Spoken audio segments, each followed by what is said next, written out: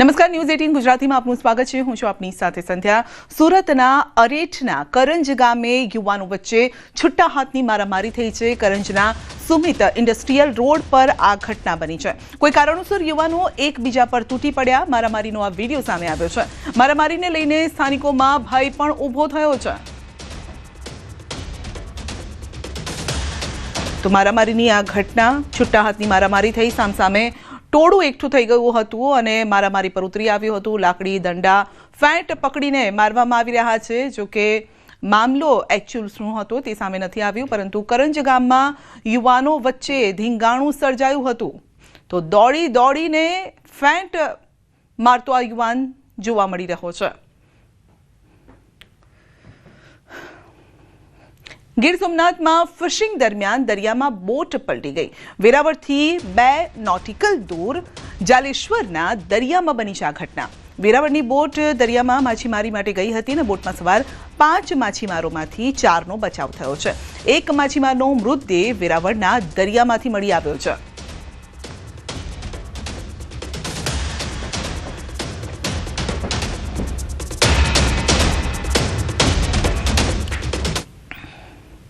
અને હવે વાત કરીશું જગતના તાતની.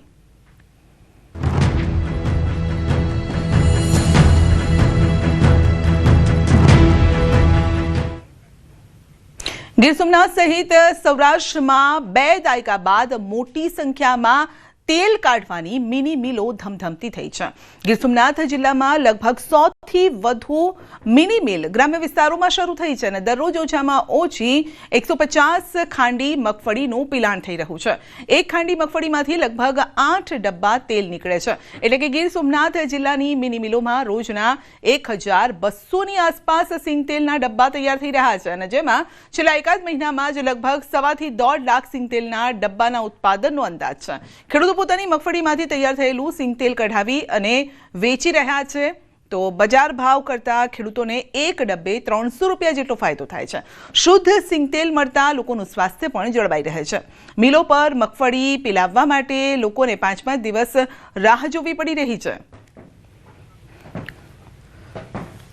સિંગતેલ લઈ જાય તો સિંગતેલ ખાવામાં એકદમ ઉત્તમ છે, બરાબર.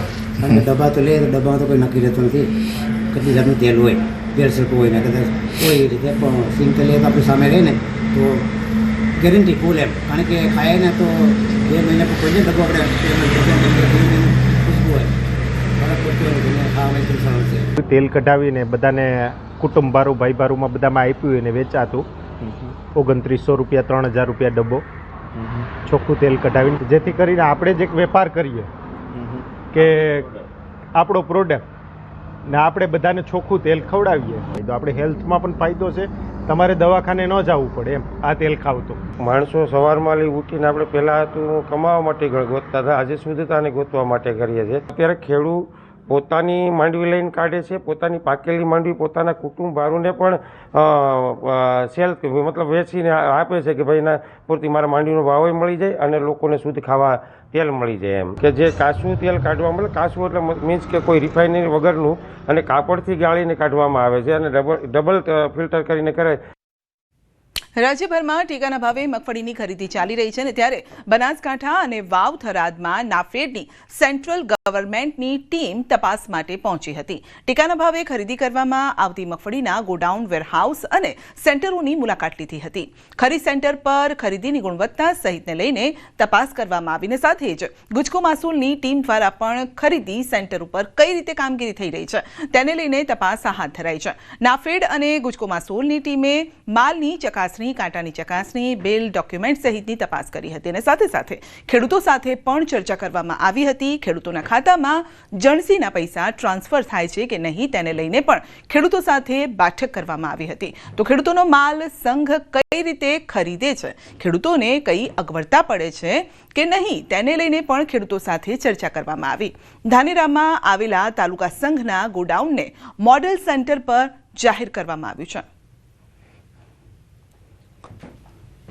તથા તમામ ખરીદ સેન્ટરનું ઝીણવટપૂર્વક નિરીક્ષણ કરે તો અને મેસેજ ટોટલ ખેડૂતોના બાબતમાં પ્રશ્નોત્તરી કરતાં સંસ્થામાં 20,000થી વધારે રજિસ્ટ્રેશન હતું તેનું 25-26 દિવસની અંદર 50%થી વધુ કામગીરી પૂર્ણ કરી દીધેલ છે. સંપૂર્ણ સેન્ટરનું નિદર્શન કર્યા બાદ આપણી સેન્ટરને નાફેડ ગુજકો મારફત એક મોડલ સેન્ટર તરીકે પસંદગી કરેલ છે. સમગ્ર રાજ્યમાં ટેકાના ભાવે મગફળી ખરીદવામાં આવી રહી છે. અત્યારે અમે ધાનેરા તાલુકા સંઘના ગોડાઉન ખાતે છીએ કે અહીંયા પણ ટેકાના ભાવે મગફળી ખરીદવામાં આવી રહી છે.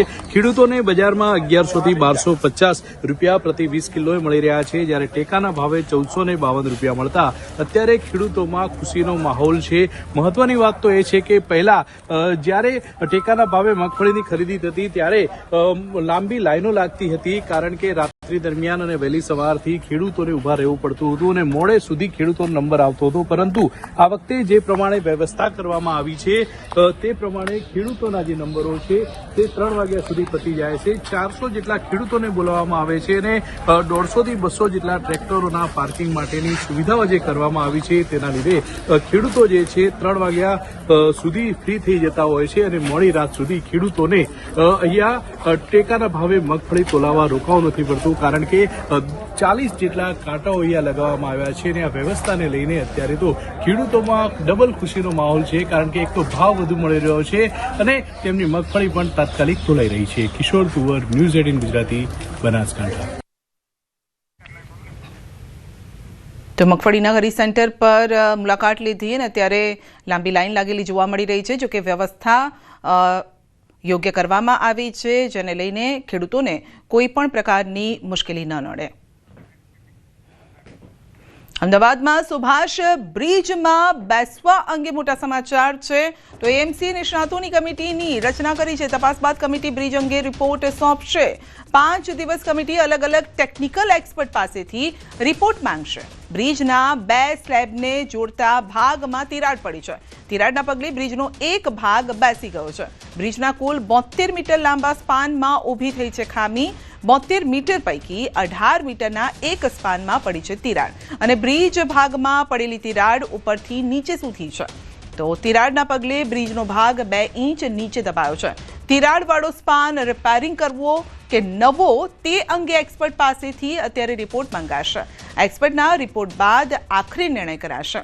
તો હાલ પૂરતો બ્રિજ સંપૂર્ણ રીતે અવરજવર માટે બંધ રહેશે. જ્યાં સુધી બ્રિજનો નિર્ણય ન લેવાય ત્યાં સુધી બ્રિજ બંધ રાખવામાં આવશે. મ્યુનિસિપલ કમિશનર બંછાનિધિ પાની સહિત ડેપ્યુટી કમિશનર બ્રિજ પર આ મુદ્દે કરી રહ્યા છે. એક્સપર્ટ સાથે મીટિંગ કરી રહ્યા છે, વાતચીત કરી રહ્યા છે. અલગ અલગ રિપોર્ટ મંગાવવામાં આવ્યા છે. વધુ અપડેટ મેળવીશું સંવાદદાતા પ્રણવ પાસેથી. જી પ્રણવ, બ્રિજનો એ જે ભાગ છે એ થોડો બેસી ગયો છે. સવાલ હવે એ છે કે આ બ્રિજની મરમ્મત કરવી કે કઈ રીતે, શું થઈ રહ્યું છે, તંત્ર શું કરી રહ્યું છે આ અંગે? સંધ્યા, ન્યૂઝ પાસે જે એક્સક્લુઝિવ માહિતી મળી છે તે પ્રમાણે હાલ જે મ્યુનિસિપલ કમિશનર છે બંછાનિધિ પાની અને જે ડેપ્યુટી કમિશનર છે મિરાન પરીખ, જેની પાસે આ વિભાગ છે રોડ અને બ્રિજનો, એ તમામ લોકો રિવરફ્રન્ટ ખાતે જે એક્સપર્ટ લોકો છે એ તમામ લોકો સાથે બેઠકો કરી રહ્યા છે અને એક કમિટીની પણ રચના કરી દેવામાં આવી છે. એ કમિટી છેલ્લા આગામી 5 દિવસ સુધી એ અલગ અલગ જે બ્રિજ છે તેના ભાગોના સેમ્પલ લેવામાં આવશે. ત્યારબાદ એ તિરાડ કેમ પડી તેની તપાસ કરવામાં આવશે. ત્યારબાદ એ તિરાડને કઈ રીતે રિપેર કરવી અથવા એ તિરાડનો ઉપાય શું થઈ શકે તેને લઈને પણ એક્સપર્ટની ટીમ છે તે પોતાનો રિપોર્ટ છે એ મ્યુનિસિપલ કમિશનરને આપશે. સૌથી મહત્વપૂર્ણ વાત એ જ ન્યૂઝ 18ને જે માહિતી મળી છે એ પ્રમાણે તિરાડ પડી છે. તિરાડ માત્ર ઉપર નહીં, પરંતુ આ તિરાડ આખા બ્રિજના નીચેના ભાગ સુધી પહોંચી ગઈ છે. એટલે આ બ્રિજ અવરજવર માટે સંપૂર્ણ રીતે બંધ કરવામાં આવ્યો છે, કારણ કે આ બ્રિજ હવે જોખમી બની ગયો છે.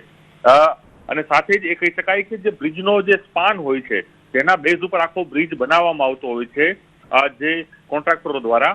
તે બ્રિજની જે લંબાઈ છે તે અંતર્ગત જે 72 મીટરનો જે સ્પાન છે તે પૈકી 18 મીટરનો એક નાનો સ્પાન આવતો હોય છે, જેના સપોર્ટથી આખો આ બ્રિજ ઉભો કરવામાં આવતો હોય છે. ત્યારે એ બંને બ્રિજના જે બંનેના સ્લેબ હોય છે, બ્રિજના જે બંને સ્લેબ હોય છે એ સ્લેબને જે જોડવાનું કામ કરતો હોય છે એ વિભાગ એ જગ્યા ઉપર જ આખી જે કે તિરાડ પડી છે. એટલે આ બ્રિજ હવે જોખમી બની ગયો છે, કારણ કે આખો બ્રિજ છે તે વાઇબ્રેટ થઈ રહ્યો છે. કારણ કે આ બ્રિજનું જયારે નિર્માણ કરવામાં આવ્યું તે સમય હતો 1973, ત્યારે આ બ્રિજ છે લોકોને અવરજવર માટે એ સમયે ખુલ્લો મુકાયો. ત્યારબાદ જી બિલકુલ, અને અન્ય એક ખબર પણ આપણી પાસે છે. પ્રણવ, આપ અમારી સાથે જોડાયેલા રહેશો. સુભાષ, બ્રિજ અંગે ન્યૂઝ 18 પર મોટી ખબર. તિરાડ મુદ્દે રાજ્ય સરકારે પણ મંગાવ્યો અહેવાલ. રાજ્ય સરકારે કમિશનર પાસે માહિતી માંગી છે. રિપોર્ટ આવ્યા બાદ રાજ્ય સરકારને જાણ કરાશે અને આખરી નિર્ણય રાજ્ય સરકાર કરશે. બ્રિજ તોડવો કે રિપેર કરવો તે અંગેનો આખરી નિર્ણય સરકાર કરી શકે છે. પ્રણવ, સરકાર આ અંગે નિર્ણય લેશે? એક્સક્લુઝિવ માહિતી. સંધ્યા, ચોક્કસ, કારણ કે એક આ ગંભીર ઘટના કહી શકાય. આની પહેલા પણ જ્યારે અમદાવાદ શહેરની અંદર હાટકેશ્વર બ્રિજની જે મુદ્દો સામે આવ્યો હતો, ત્યારબાદ રાજ્ય સરકારે જ આખો નિર્ણય લીધો હતો અને મ્યુનિસિપલ કોર્પોરેશનને સૂચના આપવામાં આવી હતી કે આ બ્રિજ સંપૂર્ણ રીતે તોડી દેવામાં આવે. ત્યારે આ ઘટનામાં પણ એ જ વસ્તુ સામે આવી રહી છે, કારણ કે આ જે બ્રિજ છે તેની ઉપરથી પ્રતિદિન લાખો વાહનો પસાર થતા હોય છે. જ્યારે આ પ્રકારની ઘટના બને છે ત્યારે મ્યુનિસિપલ કમિશનર તરફથી તમામ જે કામગીરી કરવામાં આવી રહી છે, રાજ્ય સરકાર દ્વારા પણ સતત તેનું અપડેટ લેવામાં આવી રહ્યું છે. રાજ્ય સરકાર તરફથી જે વિભાગો છે તે પણ અપડેટ લઈ રહ્યા છે, કારણ કે મેં પહેલા જ કહ્યું કે આ જે બ્રિજનું જે બનાવટ છે તે 1973 એટલે 50 વર્ષ પહેલા આ બ્રિજ બન્યો હતો.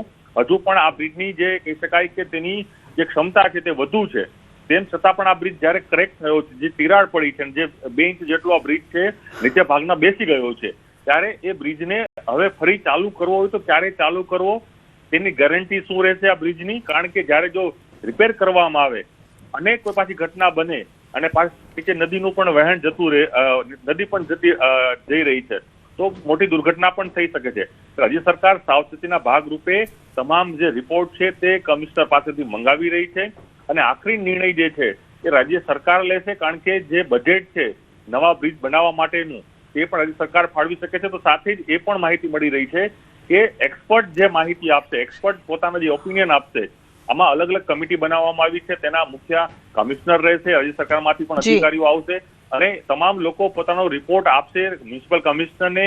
એ રાજ્ય સરકારમાં જશે, રાજ્ય સરકાર તેના ઉપર પોતાની કમિટી બનાવશે, એક એક્સપર્ટના માધ્યમથી તે માહિતી લેશે. ત્યારબાદ એ નિર્ણય લેવાશે કે આ બ્રિજનું રિપેરિંગ કામ કેટલું કરી શકાય છે, અથવા રિપેરિંગ થયા બાદ તેની સંભવત આગળના સમયમાં કોઈ ક્ષતિ થશે કે નહીં થાય તેની પણ તપાસ કરવામાં આવશે. જી, તો બ્રિજને રિપેર કરવો કે તોડવો આ અંગે સરકાર નિર્ણય લેશે, કારણ કે સરકારે પણ રિપોર્ટ મંગાવ્યો છે. બ્રિજની જે ક્ષમતા છે તેને લઈને ખાસ એક રિપોર્ટ મંગાવવામાં આવ્યો છે. પ્રણવ, આપનો આભાર.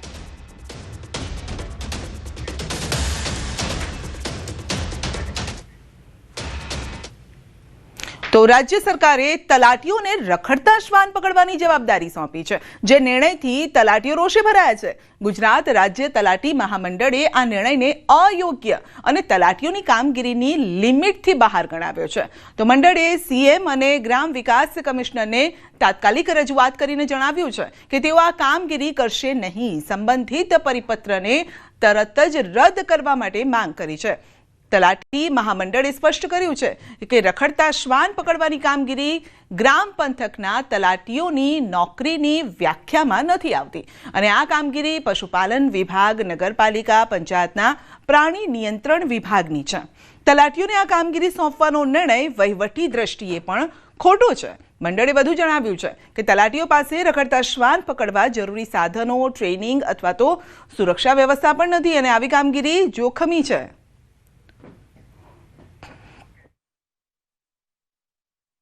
કૂતરા પકડવાની જે કામગીરી છે અમને ન સોંપવામાં આવે, જે અત્યારમાં હાલ અમારા મંડળ દ્વારા આપવામાં આવેલ છે કે અમને કામગીરી સોંપવામાં ના આવે, જે મંડળ દ્વારા જે આવેદન આપવામાં આવેલ છે અને હવે પછી જે રાજ્ય સરકાર દ્વારા જે કંઈ કહેવામાં આવશે તથા મંડળ દ્વારા જે કરવામાં આવશે રાજ્ય મંડળ દ્વારા તેનું તમામ જિલ્લાઓમાં સ્પષ્ટપણે પાલન કરવામાં આવશે. સરકારશ્રીને વિનંતી છે કે આ પ્રકારની કામગીરી ગ્રામ્ય કક્ષાએ સીધી તલાટીના ઉપર નાખી દેવામાં આવે છે, જેના કારણે તલાટીને પોતાની મૂળ કામગીરી જે કરવાની થાય છે અને અરજદારોના કામો જે અમારે કરવાના થાય છે એ કામો તો ખરેખર થઈ શકતા જ નથી.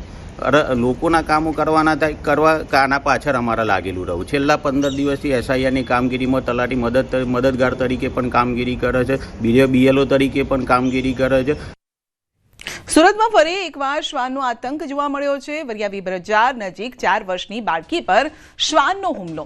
બપોરે બાળકી ઘર પાસે અન્ય બાળકો સાથે રમતી હતી અને ત્યારે શ્વાને હુમલો કર્યો. તો બાળકીના માથા, કાન, ગાલ, આંખ સહિત શરીર પર 10થી વધુ ઈજા પહોંચી છે.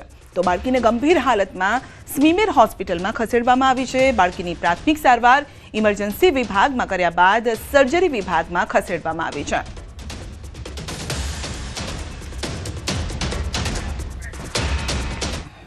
કેન્દ્રીય ગૃહ અને સહકાર મંત્રી અમિત શાહ ગાંધીનગરના મહાત્મા મંદિર ખાતે નાબાર્ડ દ્વારા આયોજિત અર્થ સમિટ 2025માં હાજરી આપી. આ સમિટનું આયોજન આંતરરાષ્ટ્રીય સહકારિતા વર્ષના ભાગરૂપે કરવામાં આવ્યું છે અને જેમાં સહકાર ક્ષેત્રના અગ્રણી નેતાઓ પણ ઉપસ્થિત રહ્યા. તો અર્થ સમિટ 2025નું આયોજન નાબાર્ડ દ્વારા કરાયું છે. અર્થ સમિટનું આયોજન આંતરરાષ્ટ્રીય સહકારિતા વર્ષના ભાગરૂપે આ આયોજન કરવામાં આવ્યું છે અને જેમાં અમિત શાહની ખાસ હાજરી, તો સહકાર ક્ષેત્રના અગ્રણી નેતાઓ પણ ઉપસ્થિત રહ્યા છે. તો કેન્દ્રીય ગૃહ અને સહકાર મંત્રી અમિત શાહ ગાંધીનગરના મહાત્મા મંદિર ખાતે નાબાર્ડ દ્વારા આયોજિત અર્થ સમિટ 2025માં તેઓ પહોંચ્યા છે. તેઓએ હાજરી આપી છે. આ સમિટનું આયોજન આંતરરાષ્ટ્રીય સહકારિતા વર્ષના ભાગરૂપે કરવામાં આવ્યું છે, જેમાં સહકાર ક્ષેત્રના અગ્રણી નેતાઓ પણ ઉપસ્થિત રહ્યા છે. તો નાબાર્ડ દ્વારા કરાયું છે અર્થ સમિટનું આયોજન અને જ્યાં હાજરી અમિત શાહની, સહકારિતા મંત્રીની હાજરી છે અને ત્યાં તમામ નેતાઓ પણ ઉપસ્થિત છે. ખાસ કરીને સહકાર ક્ષેત્ર સાથે જોડાયેલા નેતાઓ હાજરી આપી છે અને કઈ રીતે સુદૃઢ રીતે વધુ સારી રીતે કામ કરી શકાય, ગ્રાઉન્ડ લેવલ સુધી એ કામ પહોંચી શકે અને સંગઠન અને સહકાર બંને કેવી રીતે લોકો સાથે સધાઈ શકે તેને લઈને આ જે સમિટ છે તેનો ઉદ્દેશ પણ હોઈ શકે છે. તો ભૂપેન્દ્રભાઈ પટેલ પણ ત્યાં પહોંચ્યા હતા. અમિત શાહની હાજરી અને તમામે તેમને આવકાર્યા હતા. તો આગળનો રોડ મેપ, કઈ રીતે લોકો સાથે કામ કરવું, સહકાર ક્ષેત્રને કઈ રીતે આગળ વધારવું, લોકોની ભાગીદારી, સામાજિક ભાગીદારી અને તંત્રએ કઈ રીતે તેમાં સહયોગ આપવો તેને લઈને તમામ ચર્ચા વિચારણા અને આગળની પરિકલ્પના નક્કી કરવામાં આવશે. 2025નું આયોજન જ્યાં ઉપસ્થિત રહ્યા છે સહકારિતા મંત્રી અમિત શાહ. તો સ્થાનિક સ્વરાજ્યની ચૂંટણી પહેલા રાજકીય પક્ષોમાં તોડજોડની નીતિ. સુરત જિલ્લાના ઉમરપાડા તાલુકામાં ભાજપે વિપક્ષમાં પણ ગાબડું પાડ્યું છે. કોંગ્રેસ અને આપના 150 કાર્યકર્તાઓને ભાજપમાં જોડ્યા છે અને ઉમરપાડા તાલુકાના સેલવાન ગામે 150 કાર્યકર્તાઓને ધારાસભ્ય ગણપત વસાવાએ ભાજપમાં પ્રવેશ આપ્યો છે. ઉમરપાડા તાલુકા ભાજપે તમામ કાર્યકર્તાઓનું સ્વાગત કર્યું છે.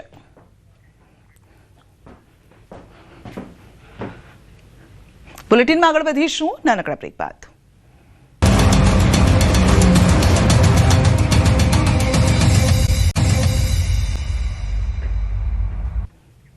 બાર કાઉન્સિલ ઓફ રાજકોટની ચૂંટણી પહેલા ભ્રષ્ટાચારનો આરોપ. આરબીએ પેનલના સભ્યો સામે ભ્રષ્ટાચારનો આક્ષેપ લાગ્યો છે. બાર કાઉન્સિલ ઓફ રાજકોટના પૂર્વ સેક્રેટરી જિગ્નેશ જોશીએ આક્ષેપો લગાવ્યા છે અને થોડા દિવસ પહેલા આયોજિત લીગલ સેમિનારમાં લો કોલેજ પાસેથી રૂપિયા ઉઘરાવવામાં આવ્યા હોવાનો આરોપ લાગ્યો છે. 400 વકીલો પાસેથી 2500 રૂપિયા ફી લીધી અને લો કોલેજ પાસેથી 16 લાખ રૂપિયા વસૂલ્યા હોવાનો આક્ષેપ છે. આયોજક દિલીપ પટેલ, બારના પ્રમુખ પરેશ મારુ અને સુમિત વોરા સામે પણ આક્ષેપ લાગ્યા છે. રાજકોટ બાર એસોસિએશનના નામે એક બોગસ ખાતું ખોલવામાં આવેલ, જેમાં રાજકોટ બારના પ્રમુખ પરેશ મારુ, હાલના ઉપપ્રમુખ સુમિત વોરા અને ટ્રેઝરર પંકજ લોંગાની સહીથી કેનરા બેંકના ખાતા નંબર 1200-372-07290 નંબરથી ખોલવામાં આવેલું હતું. આ ખાતાની અંદર કુલ 11,40,000 રૂપિયા જેવી માતબર રકમ લો કોલેજો પાસેથી ફાળા દ્વારા ઉઘરાવવામાં આવેલી હતી. પોતાનો ગેરવ્યાજબી દબાણ વાપરી આ રકમ લીગલ સેમિનારના નામે ભેગી કરવામાં આવેલ છે. ભાવનગરમાં સમીપ કોમ્પ્લેક્સમાં લાગેલી આગને લઈને ફાયર વિભાગ એક્શનમાં આવ્યું છે. શહેરના કાળુભા રોડ પર આવેલી સમીપ કોમ્પ્લેક્સમાં આગ લાગી હતી અને જેમાં બાળકો સહિત 19 જેટલા લોકોના રેસ્ક્યુ કરવામાં આવ્યા હતા, જેના પગલે ભાવનગર ફાયર વિભાગ સફાળું જાગ્યું છે. તો શહેરમાં ચેકિંગ હાથ ધર્યું છે અને જેમાં 2 હોસ્પિટલ 3 કોમ્પ્લેક્સને નોટિસ ફટકારી છે. 10 દિવસમાં ખામી દૂર કરી લેખિતમાં ફાયર વિભાગમાં આપવા માટે સૂચના પણ આપવામાં આવી છે.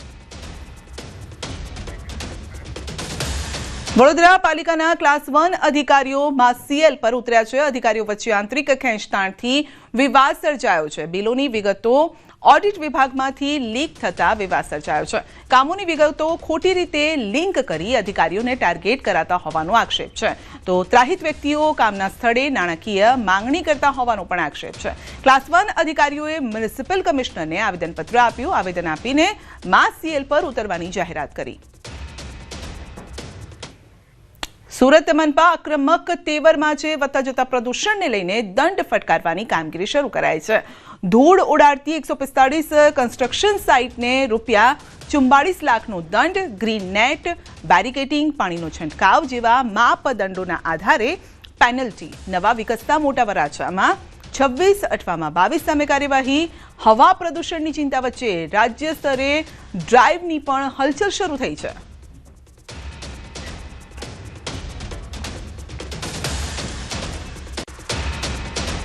સુરત મહાનગરપાલિકા હવે આક્રમક મૂડમાં આવી છે. જે પ્રકારે હવામાં પ્રદૂષણ વધી રહ્યું છે તેને લઈને હવે દંડની કાર્યવાહી શરૂ કરી છે. ખાસ કરીને નવા કન્સ્ટ્રક્શન સાઇટ પર ધૂળની ડમરીઓ ઉડતી જોવા મળે છે, જેને લઈને 145 જેટલી કન્સ્ટ્રક્શન સાઇટને ₹44 લાખનો દંડ ફટકાર્યો છે. ખાસ કરીને જે નવી કન્સ્ટ્રક્શન સાઇટ છે ત્યાં આગળ ગ્રીન નેટ, બેરિકેડિંગ અને પાણીનો છંટકાવ કરવામાં આવતો નથી, જેને લઈને રેતી અને સિમેન્ટના રચકણો હવામાં ઉડતા હોય છે અને તે ભળ્યા બાદ હવા પ્રદૂષિત થતી હોય છે, જેને લઈને નવા વિકસતા વિસ્તારો છે કે ત્યાં દંડની કાર્યવાહી કરવામાં આવી છે. ખાસ કરીને મોટા વરાછામાં 26 કન્સ્ટ્રક્શન સાઇટ અને અઠવાલાઇસ ડુમસ રોડ પર આવેલી 22 જેટલી સાઇટોને દંડ કરવામાં આવ્યા છે. હવામાં થઈ રહેલું પ્રદૂષણ ઘટાડવા માટેનો આ નિર્ણય લેવામાં આવ્યો છે, કારણ કે બાંધકામ સાઇટો પર આ તમામ નિયમો મૂકવામાં આવ્યા છે. ગ્રીન નેટ લગાડીને કામ કરવાથી જે રેતી હોય કે ધૂળ હોય અથવા તો સિમેન્ટ હોય તેના રચકણો હવામાં ના ભળે, પાણીનો છંટકાવ કરવાનો હોય, પણ આવા કોઈપણ નિયમો નવા કન્સ્ટ્રક્શન સાઇટ પર કરવામાં નથી આવતા, જેને લઈને મહાનગરપાલિકા હવે આક્રમક મૂડમાં આવી છે અને 154 જેટલી નવી કન્સ્ટ્રક્શન સાઇટ પર ₹44 લાખનો દંડ ફટકાર્યો છે. કેમેરામેન જીગર ગુગલ સાથે કીર્તેશ પટેલ, ન્યૂઝ 18 ગુજરાતી, સુરત. દાહોદ નગરપાલિકા દ્વારા તારીખ 7 થી 12 ડિસેમ્બર દરમિયાન 5 દિવસના પાણી કાપનો નિર્ણય લેવાયો છે અને આ નિર્ણય કડાણા જળાશય આધારિત ગોદી રોડ તેમજ અન્ય વિસ્તારોમાં લાગુ થશે. આ પાણી કાપ કડાણા જળાશય આધારિત યોજના અંતર્ગત પંપ સ્ટેશન પર નવીન મશીન લગાવવા તેમજ દાહોદ જિલ્લાના હિરોલા, કુંડા, આફા સબસ્ટેશન ખાતે નવીન મશીનરીના ઇન્સ્ટોલેશનની કામગીરી માટે લેવાયો છે. અમે દાહોદ નગરપાલિકા દ્વારા 5 દિવસનો પાણીનો કાપ લેવા જઈ રહ્યા છે. વિશેષ કરીને ગોદી રોડ જે ટોટલ કડાણા આધારિત યોજના પર નિર્ભર કરે છે, સાથે સાથે સિટી વિસ્તાર તેને પણ તકલીફ પડશે. આ કાર્યવાહી પૂરી થઈ ગયા પછી દાહોદ નગરના પાણીનો પ્રશ્ન લગભગ પૂર્ણ થઈ જશે. આ કામગીરી મિનિમમ 5 દિવસની અંદર પૂરી કરવાની અમારા વિભાગની પૂરેપૂરી કોશિશ છે. ગ્રામજનોને મારી નમ્ર વિનંતી છે અને શહેરીજનોને મારી નમ્ર વિનંતી છે કે આ સમય દરમિયાન આપ સૌ પીવાના પાણીનો કરકસરથી અને સ્ટોરેજ કરી રાખો અને 5 દિવસમાં આ સ્ટોરેજ કરીને કરકસરપૂર્વક પાણીનો ઉપયોગ કરો તેવી આપ સૌને મારી નમ્ર વિનંતી છે. ગોદી રોડ પર જે પાણી સદંતર બંધ રહેશે એના માટે સ્ટોક માટે પાણીનો સપ્લાય જે સમયે આવશે એ સમય આવશે જ, છેલ્લા સમય સુધી આવશે તો આપ લોકો સ્ટોક કરી રાખશો અને જ્યાં જરૂર લાગશે ત્યાં માટે અમે લોકો બેઠા છે વ્યવસ્થા કરવા માટે. બુલેટિનમાં અત્યારે બસ આટલું જ. રજા આપશો. નમસ્કાર.